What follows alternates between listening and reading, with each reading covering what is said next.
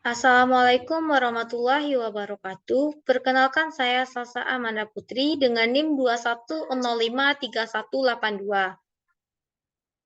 Pada kesempatan kali ini, saya akan memaparkan materi mengenai Otoritas Jasa Keuangan atau yang disingkat dengan OJK. Untuk memenuhi salah satu tugas akhir mata kuliah Bank dan Lembaga Keuangan dengan dosen pengampu Bapak Dr. Zulafdal MPD. Baik, pembelajaran saya mengenai project based learning. Maka di sini saya mengambil salah satu materi dari pertemuan awal saya kuliah sampai pertemuan sekarang, yaitu tentang OJK, Otoritas Jasa Keuangan.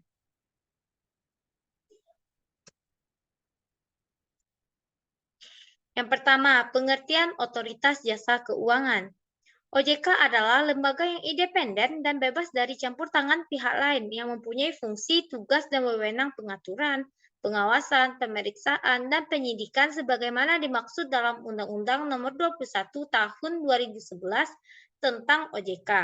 Pembentukan OJK dilatar belakangi oleh 3 hal, yaitu yang pertama perkembangan industri, sektor jasa keuangan di Indonesia, yang kedua permasalahan lintas sektoral industri jasa keuangan, dan yang ketiga amanat Undang-Undang Nomor 3 Tahun 2004 tentang Bank Indonesia yang dikemas dalam pasal 34.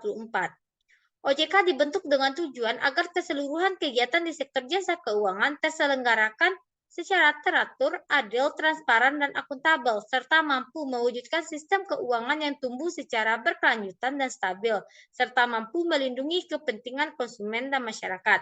Selain itu, OJK berfungsi menyelenggarakan pengaturan dan pengawasan sektor jasa keuangan, yaitu independensi, terintegrasi, dan menghindari benturan kepentingan. Selanjutnya, ada visi dan misi Otoritas Jasa Keuangan. Yang pertama, visi. Visi OJK yaitu menjadi lembaga pengawas industri jasa keuangan yang terpercaya, melindungi kepentingan konsumen dan masyarakat, dan mampu mewujudkan industri jasa keuangan menjadi pilar perekonomian nasional yang berdaya saing global serta dapat memajukan kesejahteraan umum. Selanjutnya, misi. Nah, di sini OJK memiliki 3 misi. Yang pertama, mewujudkan terselenggaranya seluruh kegiatan di dalam sektor jasa keuangan secara teratur, adil, transparan, dan akuntabel. Yang kedua, mewujudkan sistem keuangan yang tumbuh secara berkelanjutan dan stabil. Dan yang ketiga, melindungi kebutuhan konsumen dan masyarakat. Selanjutnya, ada tugas penting Otoritas Jasa Keuangan atau OJK. Nah, di sini tugas penting OJK juga ada 3. Yang pertama dalam sektor perbankan. Beberapa tugas yang harus dilakukan OJK dalam sektor perbankan antara lain adalah menyusun sistem pengawasan bank dan juga melakukan penegakan hukum pada sektor bank. OJK juga harus melakukan pembinaan, pemeriksaan, dan pengawasan dalam sektor bank. Seluruh hal ini diselanjutkan bisa dikembangkan lagi guna memaksimalkan performa perbankan demi kepentingan masyarakat luas. Yang kedua dalam sektor IKNB. Maksud dari sektor ini dalam hal ini adalah berbagai industri keuangan non-bank. Peran OJK atas IKNB adalah melaksanakan seluruh kebijakan sesuai dengan peraturan yang sedang berlaku. Lembaga ini juga harus melakukan evaluasi, perumusan norma, dan prosedur di dalam sektor IKNB. Selain itu, terdapat pula peraturan pada bidang IKNB yang wajib dilakukan oleh lembaga otoritas jasa keuangan atau yang disingkat dengan OJK. Nah, yang terakhir, dalam sektor pasar modal. Otoritas Jasa Keuangan atau OJK juga mempunyai tugas pada sektor pasar modal, diantaranya adalah dengan melaksanakan seluruh manajemen dalam krisis pasar modal. Selanjutnya, peranan OJK. Nah, di dalam peranan ini, OJK juga mempunyai 3 peranan yang harus kita ketahui. Yang pertama, memberikan izin pendirian bank. Yang kedua, memperkuat ketahanan bagi jasa keuangan. Dan yang ketiga, membenahi kekurangan yang ada. Di dalam peranan OJK di sektor jasa keuangan ternyata cukup penting atau bisa dikatakan sebagai pemilik wewenang tertinggi dalam mengatur dan mengawasi setiap kegiatan jasa keuangan.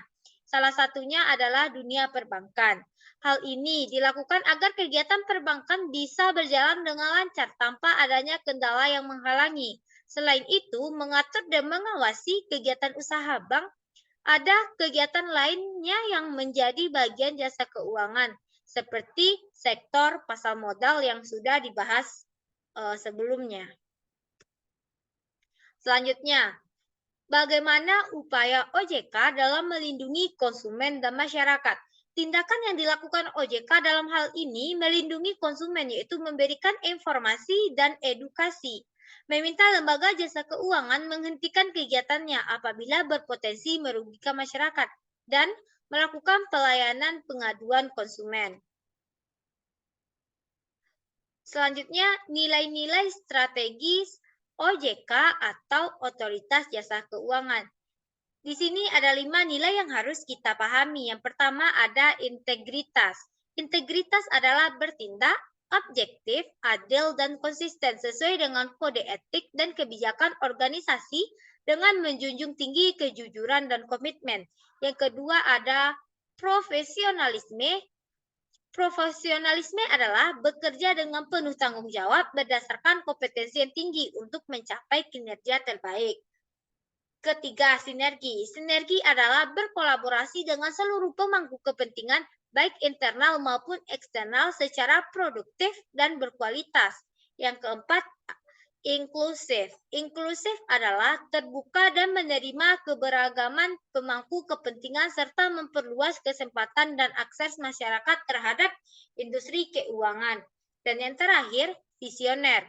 Visioner adalah memiliki wawasan yang luas dan mampu melihat ke depan atau forward looking, serta dapat berpikir di luar kebiasaan.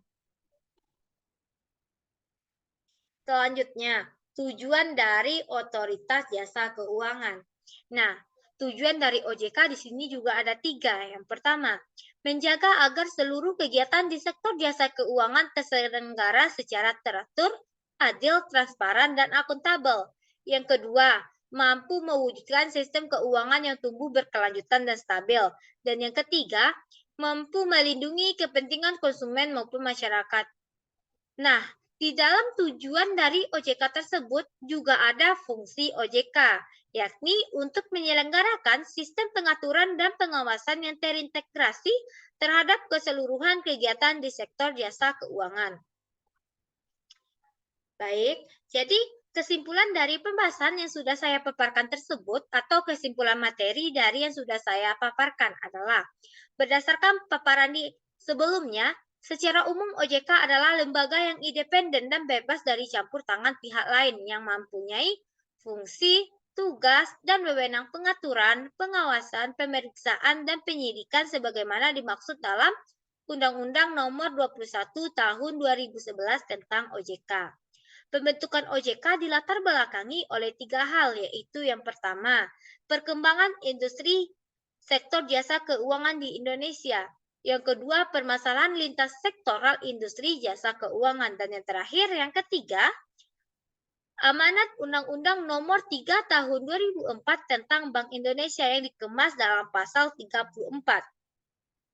OJK dibentuk dengan tujuan agar keseluruhan kegiatan di sektor jasa keuangan terselenggara secara teratur, adil, transparan, dan akuntabel, serta mampu mewujudkan sistem keuangan yang tumbuh secara berkelanjutan dan stabil, mampu melindungi kepentingan konsumen dan masyarakat.